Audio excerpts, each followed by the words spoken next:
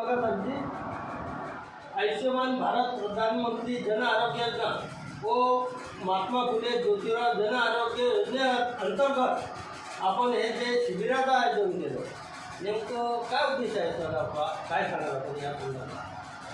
Actually ही सरकारने जी योजना राबवली आहे ही खरंच अप्रतिम आहे.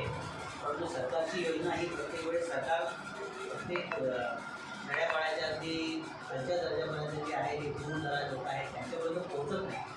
ती पोहोचण्यासाठी सरकारने ज्या ज्या हॉस्पिटलला ही योजना इंक्लूड केलेले हॉस्पिटल्स आहेत त्यांना अशा गावात जाऊन कॅम्प घेतला तर त्या लोकांपर्यंत याची माहिती पोहोचवते आणि ती माहिती त्यांना माहीत पडल्यावर त्यांना जी ट्रीटमेंट आवश्यक आहे ती ट्रीटमेंट गव्हर्नमेंट हॉस्पिटलला जी फ्री ट्रीटमेंट होते ती फ्री ट्रीटमेंट त्यांना प्रायव्हेट हॉस्पिटलमध्ये मिळते.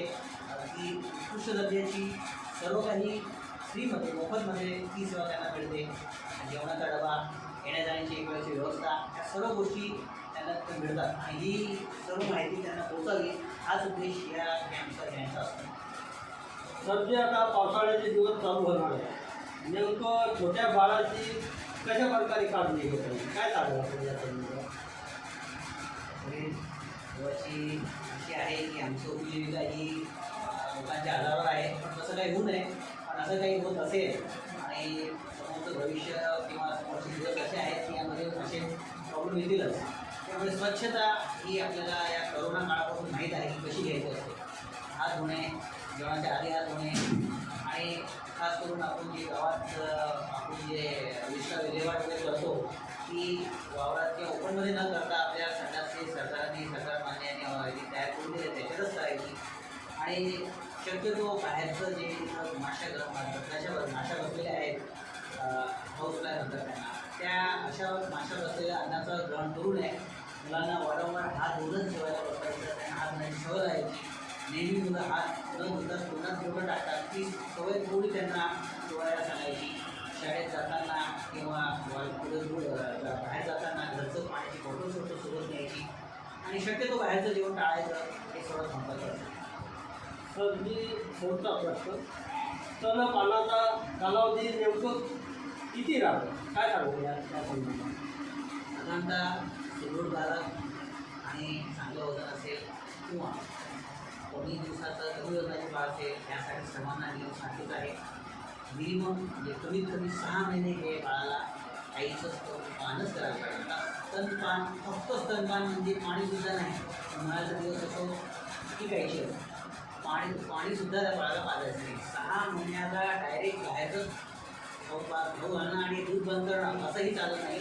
त्याला आपण प्रॉपर विनिंग पिरियड म्हणतो की जे ग्रॅज्युअल म्हणजे थोडं करून सांगळ घालून थोडं वरचं चालू करतो आणि गाईचं दूध कमी करतो. साधारणतः 2 वर्षापर्यंत बाळाचं मेदूध तयार होत असतो. त्यामुळे 2 वर्षापर्यंत आईचं दूध काढायला पाहिजे.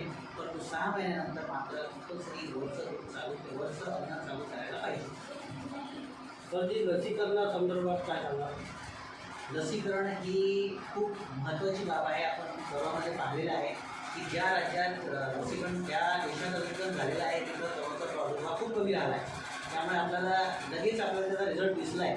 तसंच लसीकरण ही आपल्या लहान मुलांमध्ये जीवनदायी आहे. प्रत्येक बाबीची आजकाल लस सरकारी हॉस्पिटलमध्ये मोफतमध्ये उपलब्ध आहे. ज्या महागड्या लसी आहेत त्यासुद्धा सरकारी योजनेत मान्य हॉस्पिटलमध्ये उपलब्ध आहेत. त्यामुळे त्या लसी घेणे खूप आवश्यक आहे. घटसर्प झाला, डेंग्यू डांग्या खोकला झाला, कावीळ झाला, या सर्वांच्या लसी सरकारने उपलब्ध केलेल्या आहेत. अंगणवाडी सेविका मला देतात. पोलिओचा डोस देतात. आता पोलिओचे डोस आधी खूप जास्त असायचे, आता ते सरकारने कमी केले कारण की आपल्याच्यात आता पोलिओचं नायनाट होत आहे. तसंच गोवरचं सुद्धा नायनाट व्हायला पाहिजे. त्यानुसार पण सरकार भरपूर काही प्रयत्न करत आहे. या सर्वांच्या लसी जर तुम्ही देत राहिले तर सहसा आपल्या देशातून पूर्ण जगातून हे संक्रमित आजार जे आहे ते नायनाट होईल. त्यामुळे व्हॅक्सिनेशन करणं, लसीकरण करणं ही खूप आवश्यक आहे. म्हणजे आपला खूप म्हणजे मी डॉक्टर अखिलेश कलावडे, मी शेगावला लहान बाळाचा डॉक्टर म्हणून मागच्या 15 वर्षापासून प्रॅक्टिस करतो आहे. मागच्या 3 ते 2 वर्षापासून आपल्या इथं प्रधानमंत्री जन आरोग्य योजना आणि महात्मा फुले जन आरोग्य योजना ही उपलब्ध आहे. त्याच्यामध्ये मी सेवेत सर्वांना मोफत उपचार करतो आहे आणि त्यानुसारच आपल्याला इथं कॅम्प. धन्यवाद.